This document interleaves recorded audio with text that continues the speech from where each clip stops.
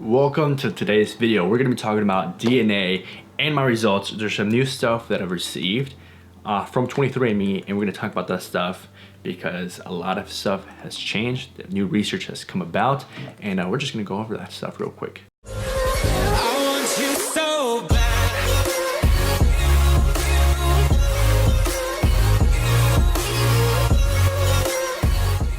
First things first, to do a quick ancestry overview, I'm 54% Native American, 16% Spanish and Portuguese, and then the rest are just like small default categories. Now, we're gonna be doing the health portion. So let's pull that up real quick. Health highlights. So basically these are like celiac disease, age-related muscular degeneration, type 2 diabetes. First off is age-related muscular degeneration. It's not likely that I have this, what is this exactly?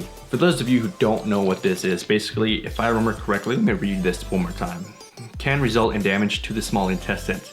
Celiac disease can lead to both digestive and non-digestive problems. Autoimmune condition, which can result in damage to the small intestine. So basically what this is saying is I can't have gluten, which sucks because I have it a lot. But I'm okay so far, so maybe down the road it's gonna affect me in a huge way. This one is interesting because this one actually had changed. A while back it said likelihood was not type 2 diabetes. When I last looked at this, it was saying that I was not at risk for it. Now it's saying that I'm slightly at risk. I'm assuming because of my age, I'm getting older, so now the older I get, the more likelihood of it happening, which kind of sucks.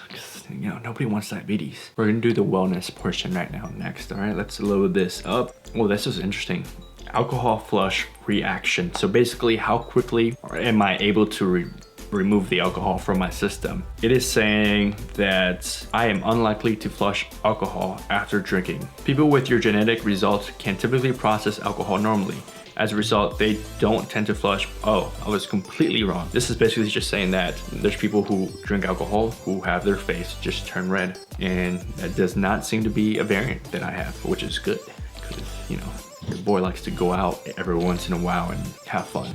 Caffeine consumption. This one is very, very interesting because I consume a lot of caffeine. I wake up, I take a caffeine pill first thing in the morning. That's my normal caffeine routine. A lot of people just drink coffee. I like it a little bit more instant, so it wakes me up. I'm taking a shower as I'm getting ready. Instead of just having to get ready, I just take a caffeine pill. There's no having to like put something in the coffee maker or anything. So this is saying that you are likely to drink slightly less caffeine than the average person. It says I consume about 239 milligrams of caffeine per day. First thing in the morning, I'm consuming 200 milligrams when I wake up. And then if I'm working out, I have my pre-workout, which is usually another 200 milligrams right there. Maybe have a cup of coffee from Tim Hortons, Starbucks, or somewhere down the road throughout the day. So I'm usually around the 400 range.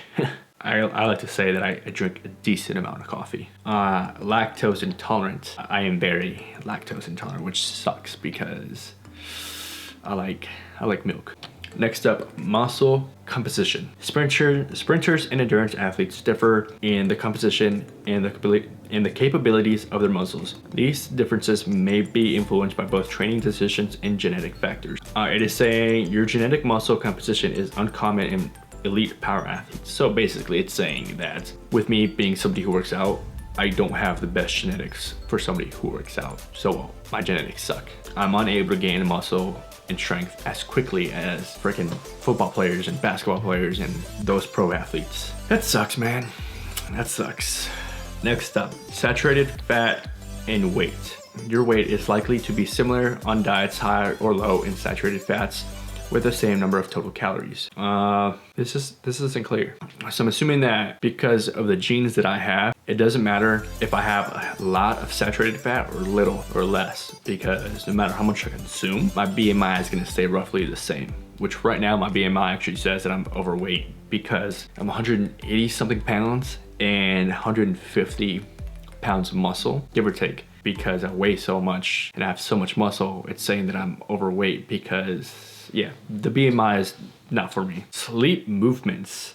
Genetic factors influence how often people move their arms and legs while they're sleeping. Based on your genetics, you are likely to move about an average amount of, I move a decent amount when I'm sleeping apparently. About 12 movements per hour. Really, wow, that's interesting. Let's look at the traits. This is interesting.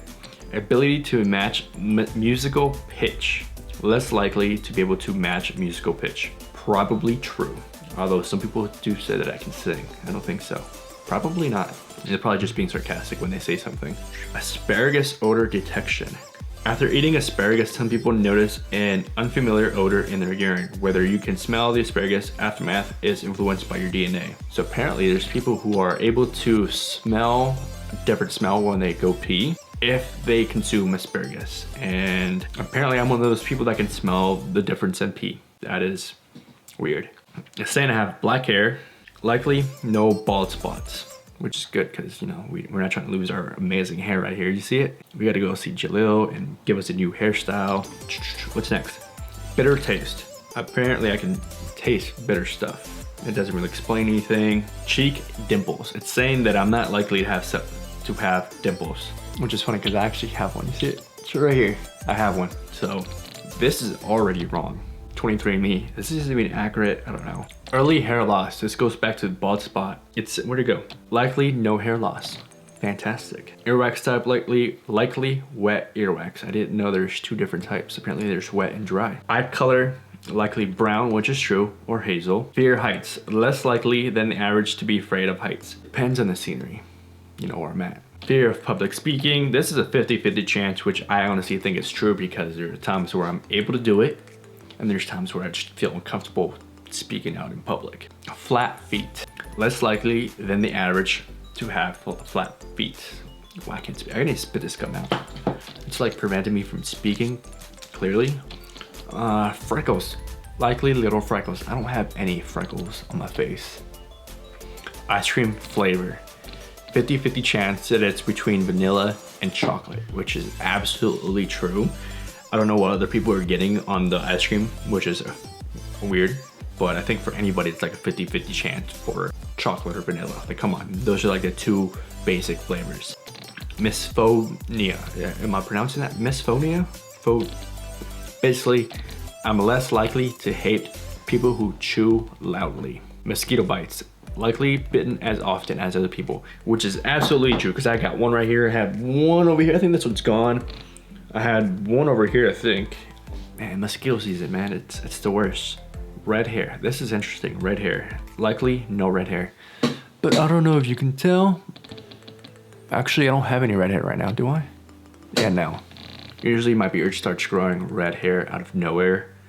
This is saying that I'm not likely to have red hair, but I do have red hair. Stretch marks. I think this is like some BS because anybody can have stretch marks. This is saying that I had like 50-50 chance to have stretch marks. Wake up time. Likely to wake up around 9 a.m. Very, very true. Very true. Luckily, no widow's peak. I have one. You can't tell because of the hairstyle, but I do have one. Let's see what else we got. We ain't go into depth into my actual ancestry, so I'm gonna go over that one more time. Big chunk of this, so if you can, I don't know if you can see it, but there's a whole list of stuff. Now, when I first saw this, all these extra options weren't on here at all.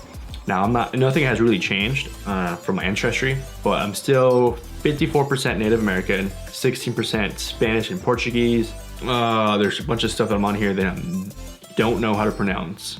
Senegambian and no, not even try. Angolan and don't know.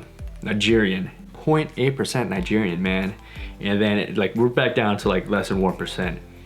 Filipino, 0.7, Southeast African, 0.5%, North African and Arabian, 0.2%. Jewish, 0.1%. Dude, this video is way shorter than the first one I did. That first one I did was like a half hour long to like an hour long.